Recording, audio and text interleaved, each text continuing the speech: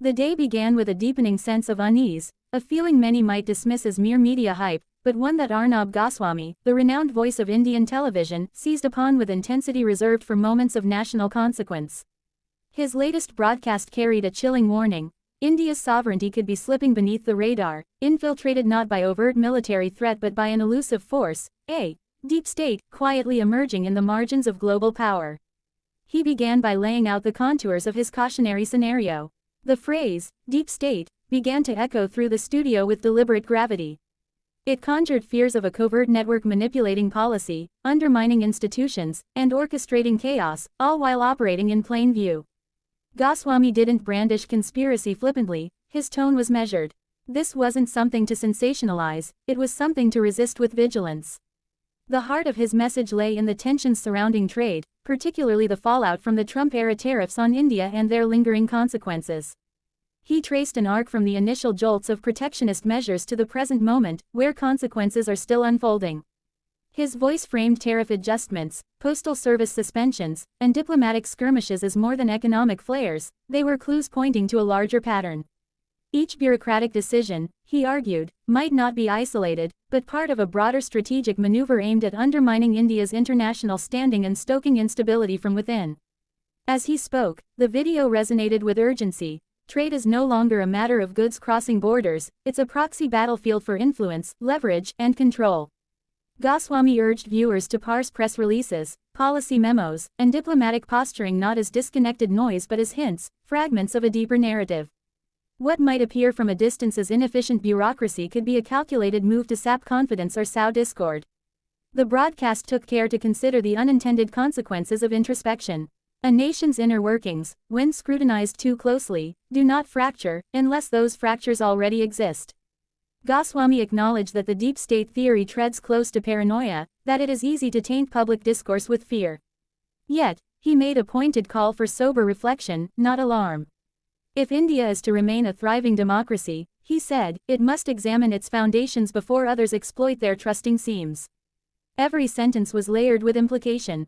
The example of disrupted postal services, the symbol of everyday connection, became more than a bureaucratic inconvenience. It served as a metaphor for fractured communication between state and citizenry, an erosion of trust.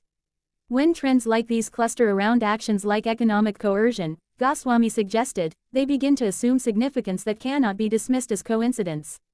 He also placed India's response in a broader geopolitical web. The tug of war with the US, he posited, is mirrored in global arenas where nations must navigate both overt competition and covert pressure.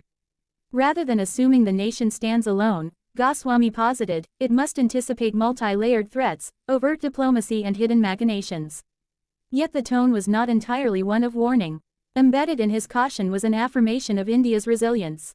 Goswami pointed to the strength of democratic institutions, the public sphere's capacity to hold power to account, and the potential for transparency to thwart clandestine agendas. He urged journalists, civil society, and policymakers to treat the alerts not as sensational fodder but as sparks for rigorous inquiry. He also invoked historical precedent. Democracies, once thought immune, have stumbled when inner consensus splintered. He called for collective vigilance, not merely against external threats but against internal complacency. When citizens fail to question where power flows, or who profits, they pave the way for quiet subversion. Despite the urgent tone, Goswami tempered his message with optimism. India has endured challenges that would intimidate other nations: colonial subjugation, partition, economic stagnation. Each test forced reinvention, reorientation, rebirth. The alert sounded in this broadcast was not a signal of inevitable collapse but an invitation to reaffirm collective purpose. Far from a forecast of doom, it was a call to recommit to democratic resilience. What emerges is a narrative of layered caution. This broadcast belongs to a genre not usually associated with headlines, one that mingles geopolitical strategy with civic conscience. Goswami doesn't just dissect policy, he lights a fire under public awareness, demanding that individuals recalibrate what they perceive as normal. Tariffs, diplomatic posturing, institutional opacity, all become threads in a tapestry that demands scrutiny. The strategic genius of this message lies in its multidimensional appeal. To the politically engaged, it presents a smuggled lesson in power dynamics. To the general viewer, it lifts the veil on seemingly dry technicalities.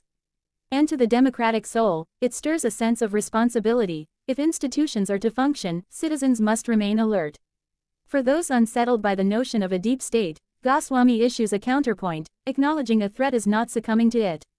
He encourages conversation, debate grounded in evidence, skepticism grounded in civic determination. He makes the case that a democracy armed with awareness remains the most intractable opponent of covert manipulation. Viewed in a global context, stretching from trade wars to ideology wars, this broadcast transcends its headlines. It reframes Indian politics from transactional policy to strategic culture. It challenges viewers to interpret economic decisions not merely as numbers, but as vectors of influence. The deep state narrative becomes a motif for vigilance, as tangible as a tariff, as real as institutional fracture, and as consequential as domestic cohesion. By the time the segment concluded, viewers would emerge with more than news, they would have a lens. It's a filter through which to perceive policy, activism, and the subtle interplay of power. Tariffs are not simply taxes, they're levers. Postal disruptions are not just service lapses, they're signals. Institutional opacity is not bureaucratic drag, it's a hazard. Goswami's voice fades, but the question remains, will this message prompt a shift, from passive reception of headlines to active interrogation of systems? His words transcend mere broadcast. They implicate every Indian who cares about the country's future, suggesting that real security lies in engagement, not evasion. In essence, this is an article born of a broadcast, but it aspires to be more than a summary. It aims to extend Goswami's invitation to resist complacency, to trace patterns where none appear, and, in doing so, to safeguard India from the forces that would disrupt from within. It equips readers to move beyond the headlines and into analysis, beyond the soundbites and into awareness. This article isn't anchored in sensational fear. Rather, it offers a measured, evidence-rooted consideration of how global friction, trade wars, supranational networks, covert influence, can ripple into the day-to-day. It proposes that what's unseen often matters more than what's seen.